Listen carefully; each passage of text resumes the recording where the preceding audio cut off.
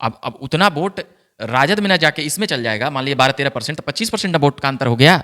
भाजपा के पास अगर नीतीश कुमार नहीं आते तो लोकसभा में किसी और स्टेट का तो हम नहीं कह सकते हैं, बिहार में महागठबंधन लीड करती, 60% सीटें वो आसानी से जीत ले सकते थे। भाजपा का जैसे स्लोगन है अभी 400 पार, तो 400 पार क्यों है? वो 400 पार लाने में बिहार यूपी का अहम भूमिका है। अब उससे बड़ा स्टेट में महाराष्ट्र और बंगाल भी है, क्योंकि बिहार में दशकों तक चेहरा भाजपा का नीतीश कुमार रहे, तो लोग नेतृत्व क्वालिटी नीतीश कुमार में देखी। बिहार भाजपा के नेता उनके पीछे पीछे ही रहे या उनसे नीचे ही कुर्सी पर बैठे, तो इस कारण से भाजपा के वोटर और समर्थक नीतीश कुमार के वोटर और समर्थक भी बनते गए। जैसे कोयरी वोट को साधने के लिए किया गया था, तो पूरा कोयरी को वोट का मालिक सम्राट चौधरी थोड़ी हैं। अब उपेंद्र कुशवाहा भी अलग एक दावा कर सकते हैं, क्योंकि नमस्ते, आप झकास भारत देख रहे हैं। मेरा नाम आदित्य कुमार हुआ। मेरे साथ अभी युवा पत्रकार रविकांत जी हैं और संस्था के एडिटर हैं। इनसे हम लोग जानेंगे कि नीतीश कुमार जो 9वीं बार मुख्यमंत्री बने हैं भारतीय जनता पार्टी के साथ, क्या नीतीश कुमार के साथ अगर भारतीय जनता पार्टी नहीं आती तो क्या बिहार भाजपा का क्या भविष्य हो सकता था? क्या भविष्य? बिहार भाजपा या लोकसभा का? बिहार भाजपा का भविष्य और लोकसभा का। अच्छा, बिहार भाजपा, हाँ, भाजपा का। देखिए, नीतीश कुमार नहीं आते तो मेन तो ये लोकसभा है, ठीक है। बिहार भाजपा का तो भविष्य है ही है, इस पे हमारा भविष्यवाणी करना है या क्या? जैसे राजद और भाजपा ये दो अपना एक एंगल है, उसी के पीछे आकर सभी पार्टियों को आकर अपना राजनीति करना है। अब नीतीश कुमार में क्वालिटी है कि कुछ क्वालिटी है कि या कुछ ऐसा बैलेंसिंग फैक्टर उनके पास है कि उनको नेता मान लेती है दोनों पार्टियां, तीसरी नंबर की पार्टी होने के बाद भी। तो अभी अगर यहाँ से अगर भाजपा अगर नहीं आती, भाजपा के पास अगर नीतीश कुमार नहीं आते तो लोकसभा में किसी और स्टेट का तो हम नहीं कह सकते हैं। बिहार में महागठबंधन लीड करती, राजद, कांग्रेस, जदयू, वाम दल या और जो भी दल रहते इनके साथ अच्छे पोजीशन में रहते। 60-40 का मार्जिन था, 60% सीटें वो आसानी से जीत ले सकते थे। तो क्या नीतीश कुमार का आना भारतीय जनता पार्टी का लोकसभा में 24 के लोकसभा में फायदा करेगा? देखिए, फायदा तो करेगा ही करेगा। इसी को देखते हुए लाया गया उनको। हाँ, देखिए, भाजपा का जैसे स्लोगन है अभी 400 पार, तो 400 पार क्यों है? वो 400 पार लाने में बिहार यूपी का अहम भूमिका है। अब उससे बड़ा स्टेट में महाराष्ट्र और बंगाल भी है। तो बिहार और उत्तर प्रदेश तय कर लेता। बिहार में लोकसभा की 40 और उत्तर प्रदेश में 80 सीटें हैं। तो यूपी में तो उधर अपना है, उसका अपना, उसको रोक नहीं सकते हैं, 60-70 जो भी है। तो बिहार में रुक गया था। बंगाल में भाजपा नहीं थी तो 19 सीटें जीत गई थी और विधायक भी 80 वहाँ थे और अच्छे वहाँ वोट प्रतिशत भाजपा का बढ़ रहा था। मगर बिहार में फंस गया था, क्योंकि बिहार में दशकों तक चेहरा भाजपा का नीतीश कुमार रहे, तो लोग नेतृत्व क्वालिटी नीतीश कुमार में देखी।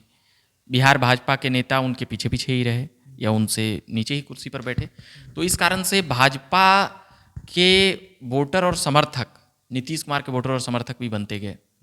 मगर जब वह लालू प्रसाद यादव में गए तो जो वोटर इधर आए थे भाजपा समर्थक के रूप में, वह फिर भाजपा में ही कन्वर्ट होते चले गए। जैसे हमको 2014 लोकसभा में दिखता है, 2015 विधानसभा में भाजपा का जो इतना मत प्रतिशत था, भले ही सीटें कम थी, 55 के आसपास था, मगर वहाँ पर ये हुआ, वोट उनका आया और वो दोनों मिलकर लड़े तब उतना आया, आरजेडी जदयू। फिर 2019 लोकसभा में भी देखने के लिए मिला और 2020 विधानसभा में भी नीतीश कुमार के चेहरे का विरोध था और नीतीश कुमार ने 43 सीटें लाई, मगर 80 सीटें भाजपा ने लाई। एक खेला और लोजपा के उम्मीदवार उतरे थे जदयू पर, वो एक अलग बातें हैं। मगर फिर भी नीतीश कुमार की लोकप्रियता और पलटी मारने से विश्वसनीयता घटी थी, तो भाजपा निश्चित तौर पर उनसे बड़ी पार्टी थी उस वक्त।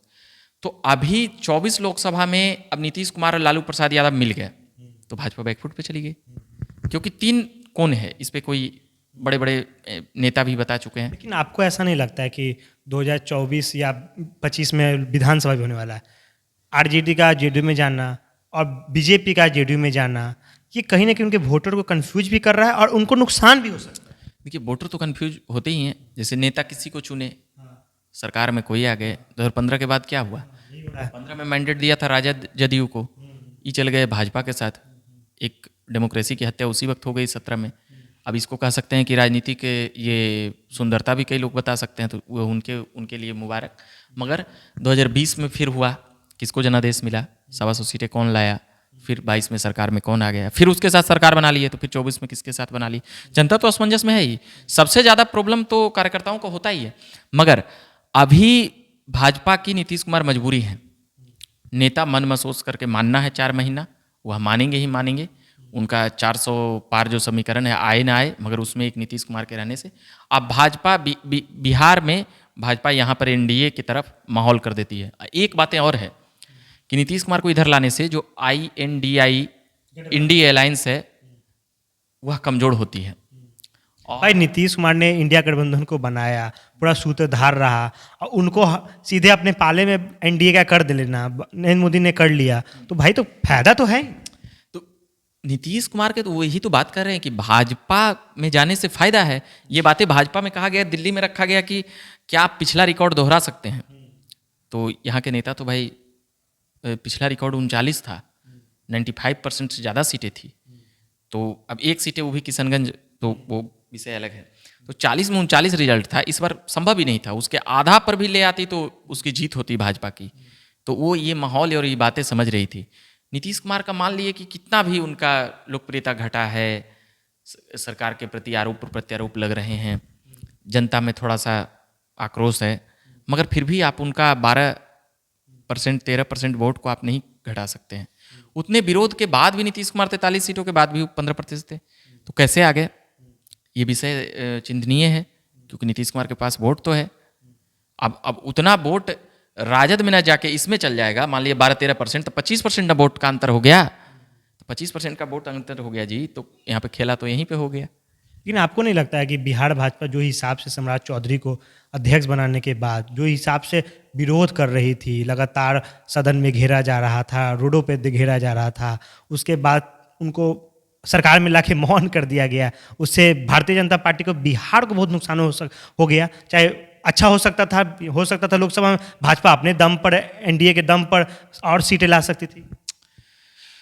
देखिए, सम्राट चौधरी को प्रदेश अध्यक्ष बनाया, हमलावर थे।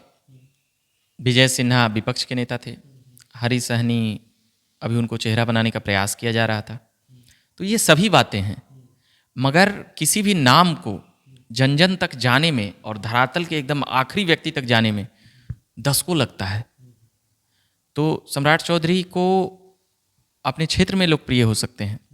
सम्राट चौधरी को प्रदेश अध्यक्ष बना दिया गया तो पार्टी में लोकप्रिय हो सकते हैं अधिकारियों के बीच में। जनता जो बहुत दूर बैठा हुआ है उसको केवल राजनीति नहीं करना है, उसको बहुत सारा काम करना रहता है। घर के रोटी से लेकर के उसका बिजनेस, पानी, धंधा, दवाई, दारू, माफ़ कीजिएगा दारू नहीं, दवाई और जो भी चीज़ें हैं वो अपना व्यवस्था करना पड़ता है। तो उसमें वो उलझी रहती है। उसको कई लोगों का ध्यान ही नहीं है नेताओं पे। लालू और नीतीश, तीसरा नेता रामविलास पासवान। भाई पार्टी तो विकल्प खोजेगी ही ना। पार्टी विकल्प खोजेगी, मगर पार्टी ने विकल्प खोजा भी, मगर आपको उनके जैसे कोयरी वोट को साधने के लिए किया गया था, तो पूरा कोयरी को वोट का मालिक सम्राट चौधरी थोड़ी है। अब उपेंद्र कुशवाहा भी अलग एक दावा कर सकते हैं, क्योंकि कुशवाहा का सबसे बड़ा नेता वह कहे जाते थे। हाँ, सम्राट चौधरी के पिताजी भी थे, मगर लेकिन उपेंद्र कुशवाहा को जेडीयू से अलग करके उनको नया पार्टी बनवा के अपने साथ मिलाई तो भाजपा मिलाई। वही उसको पता है कि जातीय समीकरण बिना साधे हुए नहीं हो सकता है। सम्राट चौधरी में एक चीज़ें हैं, वह हनक की जो एक नीतीश कुमार और जदयू पे जो हमलावर होते हैं, लालू परिवार पर जो हमलावर होते हैं, वो अच्छा ही वो भाजपा को बढ़ाने के लिए उनका ये वाला चल सकता है। मगर आप किसी को नेता बना रहे हैं तो इतना जल्दी नेता नहीं बनता है। यहाँ काफ़ी समय लग जाता है। कई बार देखा गया है, सुशील ही मोदी चौथे ही नंबर पे आते थे टीआरपी और मतलब नाम लेने पर में। अभी भी भाजपा में सुशील मोदी का बहुत ज़्यादा ये नाम है। तो सम्राट चौधरी, ऐसा बात नहीं है कि सम्राट चौधरी को हम छोटा करके आंक रहे हैं या छोटा करके बता रहे हैं। एक बनने में समय लगता है और 10-20 साल तक वो जनता एकदम जब रट्टा मारती है तो एकदम जन जन तक चल जाता है, तब वो मगर भाजपा एक संगठनिक पार्टी है, इसमें नाम और व्यक्ति पे तो आधारित ही नहीं है। तो फिर भी यहाँ पर वो एक व्यक्ति को जब वह बढ़ा रही है, बना रही है, तो थोड़ा सा तो परेशानी, समय लगेगा भाजपा को। और फिर से नीतीश जी मान लिए कि अभी इधर हैं, लोकसभा के बाद क्या होगा ये सबको पता है। नीतीश जी का क्या स्टैंड रहा है साल 2 साल 4 साल में। अच्छा, सुशील मोदी के डिप्टी सीएम बनने के बाद, उसका हटने के बाद भारतीय जनता पार्टी बिहार में 2 चीज करने लगी है। पहले वो एक डिप्टी सीएम हुआ करता था, अब देखा जा रहा है कि 2। पहले रेणु देवी बनी, तारकिशोर जी बने, उनको हटा दिया गया, फिर विजय सिन्हा को बनाया गया, फिर सम्राट चौधरी को बनाया गया। भाजपा 2-2 डिप्टी सीएम क्यों बना रही है? देखिए ये केंद्रीय नेतृत्व तय कर रही है। पहले सुशील मोदी तय किया करते होंगे, और जब केंद्रीय नेतृत्व के ये हाथ में चला गया तो देखिए, दो लोगों को बनाने से दो अलग अलग जाति के लोगों का भी चेहरा वह पेश कर रहे हैं कि हमने आपके जाति को बना दिया, हमने आपके ये भी राजनीति में तो भाई यही सब चीज़ें होती है। ये इससे एक चीज, एक नुकसान भी तो होता है ना, इससे ये नुकसान होता है कि कोई एक नेता को अब बड़ा नहीं बने दिए, अब दो विकल्प कर दिए या दोनों नेता ही नहीं बन पाएगा। ऐसा बात नहीं है। राजस्थान और एमपी, मध्य प्रदेश इसका सबसे बड़ा उदाहरण है, राजस्थान इसका सबसे बड़ा उदाहरण है, छत्तीसगढ़ इसका सबसे बड़ा उदाहरण है। पता नहीं है कि मुख्यमंत्री कौन बनेगा, सब सस्पेंस में है, सब मेहनत कर रहा है, रिजल्ट आया तो फिर हो गया। जो पहली बार विधायक बने, जो प्रदेश संगठन मंत्री थे, सबसे पीछे बैठे गए थे, मुड़ी हिलाते उलाते उनका नाम लिया गया मुख्यमंत्री के लिए, वो मिनिस्टर रहे। लेकिन दो डिप्टी सीएम बनाने से भारतीय जनता पार्टी बिहार में क्या मैजिक करना चाहती है? ये मैजिक है कि दो नेता खड़ा करना चाहती है, और भी लीडरशिप का मतलब कि ऑप्शंस खुला रखना चाहती है भाजपा, कि हमने ये भी हमारे नेता हैं, ये भी हमारे नेता हैं, ये भी हमारे नेता हैं, तो अपना एक ऑप्शन रखना चाहती है भाजपा। ये महत्वपूर्ण बातें हैं कि यहाँ पर भाजपा अपना, जैसे विजय सिन्हा, तो विजय सिन्हा भूमियार जाति से आते हैं, सम्राट चौधरी कोयली कुछ फॉरवर्ड और बैकवर्ड को समावेश किया गया, जैसे कि नंदकिशोर यादव को दिया गया। तो यादव समाज को भी तोड़ने का तो भाजपा कई बार प्रयास की, नित्यानंद राय को प्रदेश अध्यक्ष और ऐसी केंद्रीय मंत्री बना करके, मगर वह लालू प्रसाद यादव को छोड़कर कहीं जाने के लिए तैयार नहीं है। मोहन यादव वहाँ बनाए गए हैं, तो यहाँ पर भी उनको घुमाया गया। तो कुछ यादव समाज में जोश था, मगर वह ज़्यादातर लालू प्रसाद यादव और राजद से जुड़े हुए हैं, उनके लिए जान लुटाते हैं। ये भी बातें हैं। एक चीज़ और, आपने मोहन यादव का जिक्र किया, वो मोहन यादव मध्य प्रदेश में सीएम बने, उनका ससुराल अगर देखा जाए तो उत्तर प्रदेश में है। भारतीय जनता पार्टी सोचती है क्या उत्तर प्रदेश के यादव भी खुश हो जाएं, बिहार के यादव खुश हो जाएं? तो क्या आपको नहीं लगता कि मोहन यादव का बनना, राजद के जो यहाँ पे वोटर से यादव वोट, उसको साधा जा सकता है या नहीं? देखिए, साधा तो किसी से किसी को जा सकता है। नरेंद्र मोदी प्रधानमंत्री हैं और वह बोले हम पिछड़े के बेटा हैं, तो उनके वहाँ बोलने से तो अलग अलग राज्यों पर भी प्रभाव जाता ही ये जाता है। तो अब मोहन यादव वहाँ बने हैं, तो एक जातीय फीलिंग तो बिहार में देखी ही जाती है। तो बिहार जैसे राज्यों में जहाँ पर जातीय समीकरण बहुत कुछ तय किया करती है, तो भाई वो तो साधने के लिए कोई बड़ी बात नहीं है कि उनको यहाँ लाने से कुछ और यादव समाज के बड़े बड़े नेता इधर आ जा सकते हैं। अभी इसी बार राजद के एक विधायक टूटे, प्रहलाद यादव विधायक टूटे, ये महत्वपूर्ण बातें थी। ये एनडीए की, अब राजद के दो और विधायक टूटे हैं, आनंद मोहन के बेटे चेतन आनंद, अनंत सिंह की वाइफ टूटी।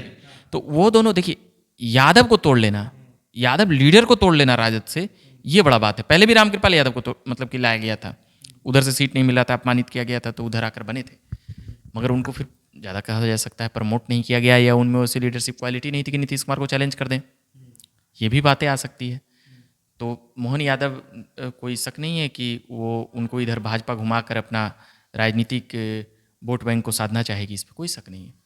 अच्छा, एक छोटा सवाल और है, अभी तेजस्वी प्रसाद यादव अपना यात्रा कर रहे हैं, उस यात्रा से चुनाव में क्या असर हो सकता है? चुनाव में असर यही हो सकता है कि विधानसभा में उनको फायदा होगा। लोकसभा में वोट प्रतिशत किधर जा रहा है भाई? तो नॉर्मल बात है कि साफ हो चुका है कि एनडीए की तरफ जा रहा है, एनडीए की तरफ जा रहा है। तो वो जो भी करेंगे, उनके पास समय बहुत ज़्यादा है, उनका अभी उम्र 35 के करीब है, तो उनके पास समय भरपूर है राजनीति करने के लिए। तो उनका हर यात्रा, हर चीज़ें, वह अगर कुछ भी करते हैं तो उससे उनको फ़ायदा ही फ़ायदा है, इसमें कोई शक नहीं है। तेजस्वी यादव का लगातार भाजपा की ओर हमला करना, क्या बिहार भाजपा को तेजस्वी यादव से भविष्य में खतरा दिख सकता है क्या? देखिए, खतरा और प्रमोट का विषय नहीं है, क्योंकि यही दोनों पार्टी ही है जो जिसके पास 35% अगर अकेले लड़े तो वोट ला सकता है। 30% तो एकदम साफ है एम बाई समीकरण, उसमें और बी और ए टू जेड का बात कर रहे हैं। तो भाई राजद के पास है, वोट है, उसको भाजपा और जदयू ने एक बार सब तो छत बिछत कर दिया था, तोड़ दिया था एकदम। मगर नीतीश कुमार जब राजद से मिलते हैं तो न केवल अपना एक नया दोस्त खोज लेते हैं, बल्कि वो राजद को भी जिंदा कर देते हैं। और तो जिंदा कर देते हैं तो आज देख ही रहे हैं राजद का फलक, क्योंकि राबड़ी देवी चुनाव हार गई थी। इसका और लंबा जाएगा, विस्तार से इस पर हो जाएगा, इस पर बहुत सारी बातें। तो चलिए, आप हम लोग को सुन रहे थे, हम लोग बिहार में भारतीय जनता पार्टी के राजनीतिक भविष्य के बारे में जो बातचीत कर रहे थे। आप झकास भारत देखते रहें। धन्यवाद।